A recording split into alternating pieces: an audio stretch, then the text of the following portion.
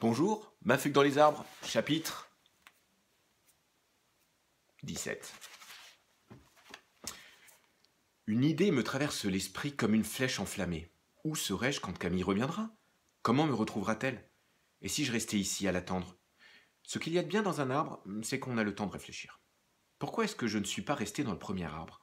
La réponse fuse comme une évidence, parce que je voulais m'éloigner de mon père. Maintenant que je ne vois plus la maison, mon regard cherche les arbres cachés dans la pénombre.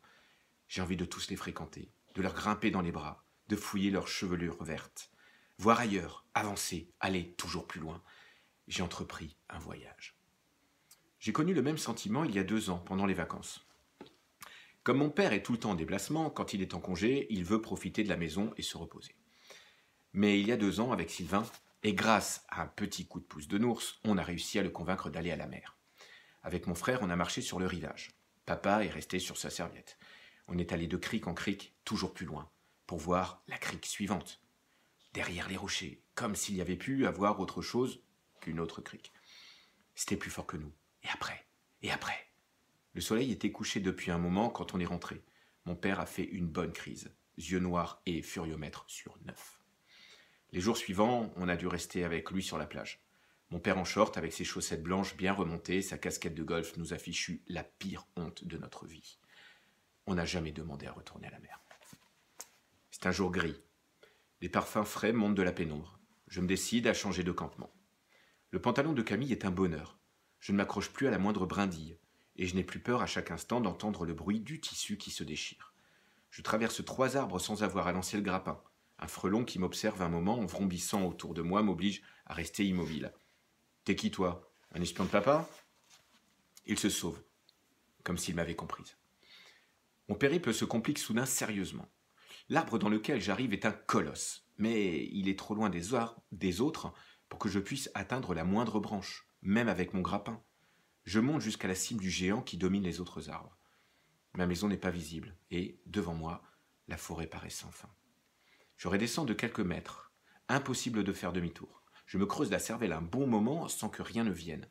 Impasse dans les arbres, impasse dans la tête.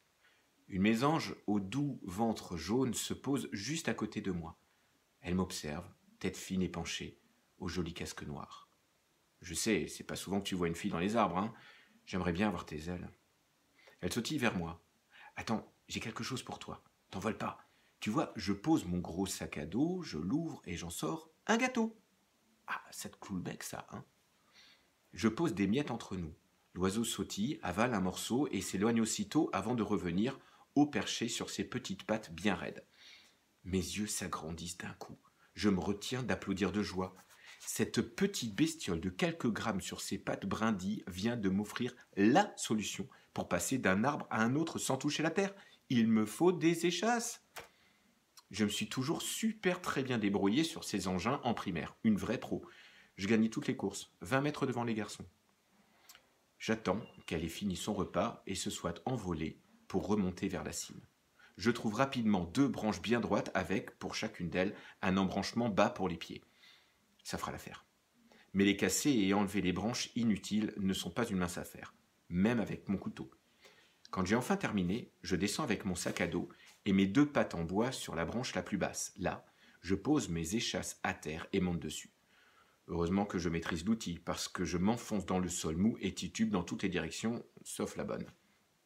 En sueur, hors d'haleine, je finis par atteindre l'arbre suivant.